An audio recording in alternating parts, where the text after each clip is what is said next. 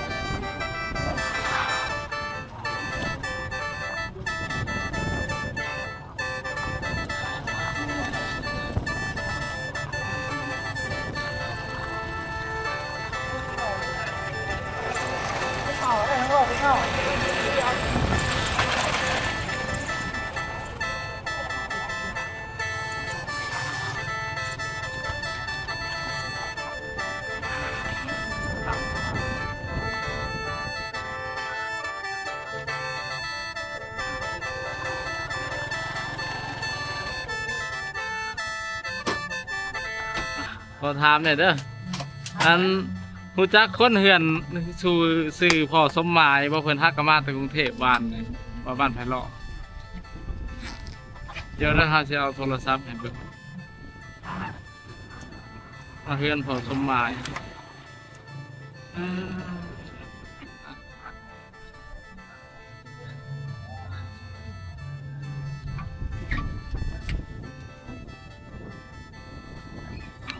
ใช่แล้วพ่อสมหมาย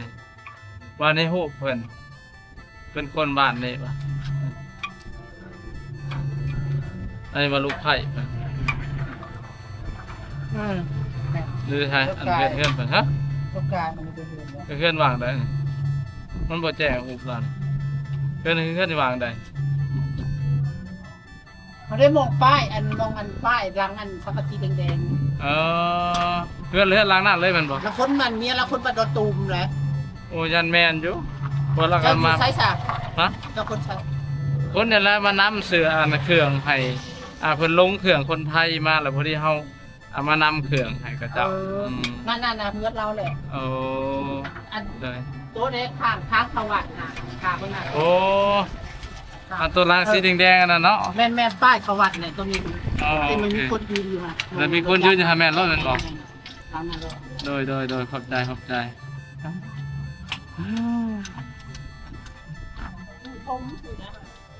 สื่อสมหมายสื่อสมเนาะตัวบอดี้ไปไทยแหละสื่อสมหมายว่ะโอ้คนไทยไปลงเครื่องกับเจ้ามารับไปลงเครื่องกับเจ้ามาเลยพอดีบ้านนี้กับเจ้าคนไทยกับเจ้าเลยให้เฮาละมานำถามให้ว่าเครื่องหันสิเอากลับคืนบ่หรือว่าจังใดหรือว่าสิให้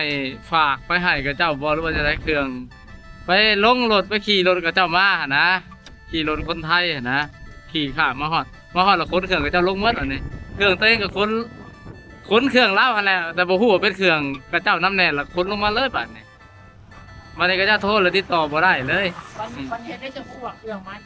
อ้าวแล้วก็เจ้าฮู้เด้ว่าก็จะมาส่งครอบครัวนี่เด้ส่งวิทย์ดานหั่นนะมาซื้อสมหมายมาบ้านไผ่ล้อมเมืองจำพรออกมาว่า เข้าใจเด้อเดี๋ยวไปถามให้กับเจ้าให้เลย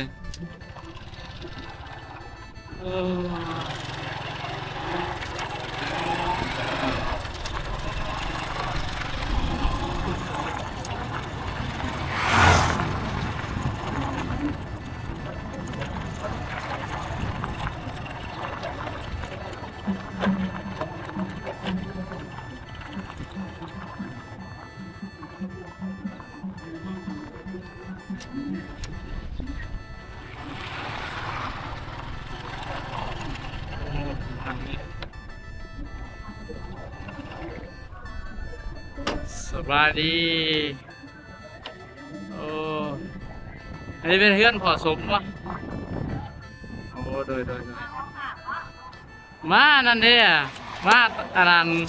ถามเครื่องให้คนไทยผู้ที่คนไทยที่ว่าเจ้าขึ้นรถบ้านนี่ขึ้นรถก็เจ้ามาส่งฮอดซอยนาเขตวัน7 โมงหั่นนะแม่นกระเป๋าครับของคนไทยของพี่ผลอันนั้นเจ้าของรถหั่นล่ะอ๋อแล้วครับ ว่าโดยอันมาฮอดเลยเด้อบ่ใช่เลยโอ้ รถไฟ เอาร้านอ่ะ มันประจำกันเลยมันไปใส่ดิ มันกดกัน พี่นี่ก็ วันไหนเจ้ามาเอาก็ให้โทรมา บ่เพิ่นอยากมาถามว่าเครื่องซุมเจ้าเฮ็ดเรียกบ่อนเดียวกันแม่นบ่พ่อผู้อันนั้นเฮ็ดเรียกใกล้ๆกันบ่เฮ็ดเรียกซอยเดียวกันคือสิกินว่า คือนี่ไหน เฮ้พี่ยังมาเบิ่ง ยังนิดบอก โอ้แม่นอันนี้ยังโทรหาแฟนเพิ่นอยู่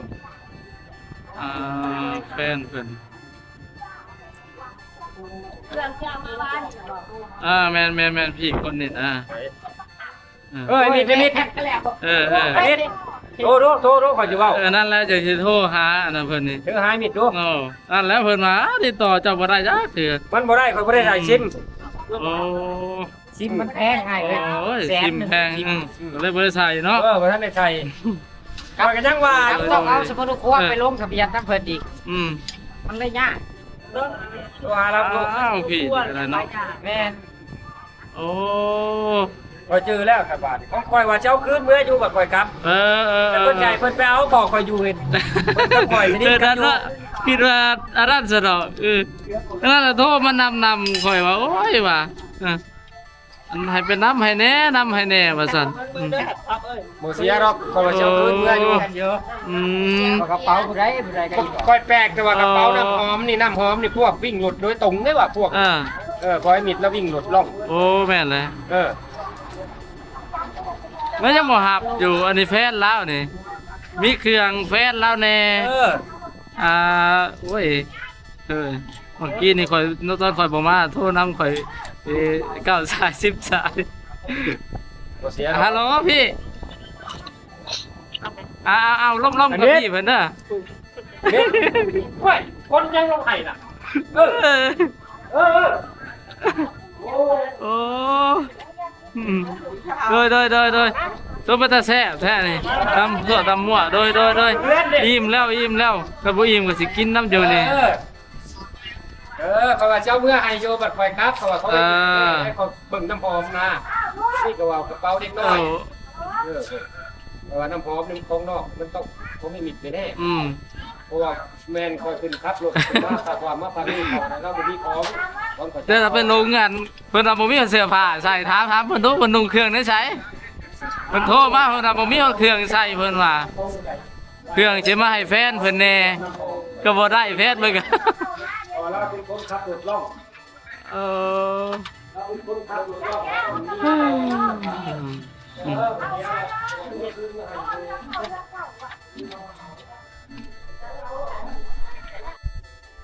ไปเนาะโทรหาพี่เพิ่นก่อน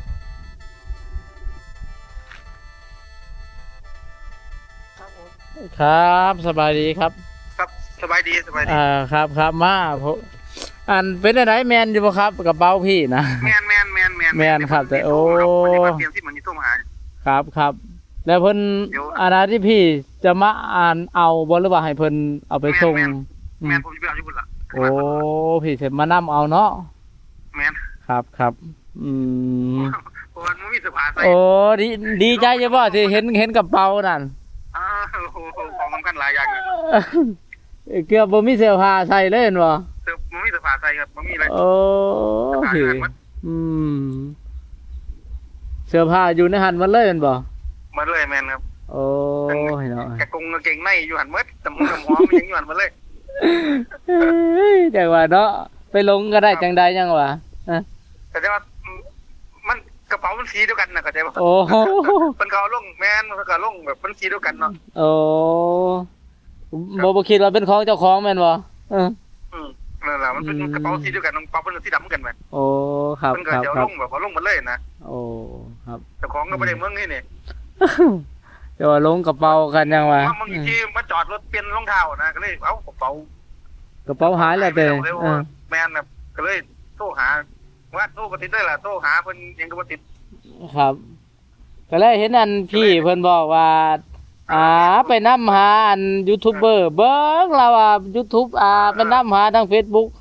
จนบ่ได้อยู่ได้นอนแล้วหมดมื้อหมดเว้นแล้วเพิ่นสินำหาอันคนน่ะมาน่ะกระเป๋าให้นะผมก็ให้เพิ่นอยู่กรุงเทพไปโรงงานเพิ่นบ่ล่ะ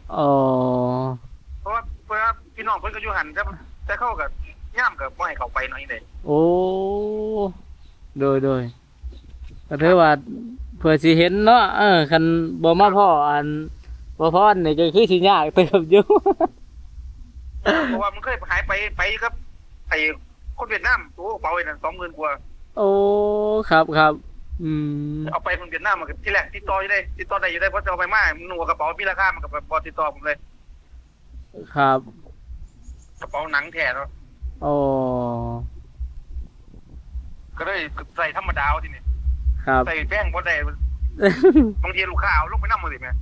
ครับ บัดสุดท้ายแล้วเป็นจังนั้นแล้วเขาเอาไปคือเก่ารุ่นราคาถูกก็ได้ โอ้กับเพิ่นกับเพิ่นผู้จัดการผมอยู่นะเพิ่นผู้จัดการ อ๋ออันนี้เป็นคนรู้จักกันแม่นบ่กับพี่นะแม่นครับแม่นผู้จัดการครับโอ้ดีซั่นล่ะก็แม่นคนบ่รู้จักกันก็แต่ว่าเรื่องผมจะได้เพราะหยังผมบ่มีเสื้อผ้าใส่ครับผมมีเสื้อผ้าถ้าว่าสิรอเพื่อเขาเจ้าสิกลับไปทำงานอีกก็บ่ง่ายเนาะคนละ20กว่าพุ่นล่ะครับ21พุ่นแล้วโอ้ใช้เวลาหลายวันเป็นอาทิตย์แม่นเดี๋ยวผมไปเอาจอดรถเป็นนาด้านนั้นก็ถามไปเอาครับต่อพอดีเฮามาตามหากระเป๋าให้ทางพี่ฝั่งไทยนะพี่น้องเนาะทางพี่ทางฝั่งประเทศไทยว่าสิซะเพิ่นหลงกระเป๋ากันพี่น้องเอ้ยเฮ็ดจังได๋ล่ะหลงกระเป๋าครับ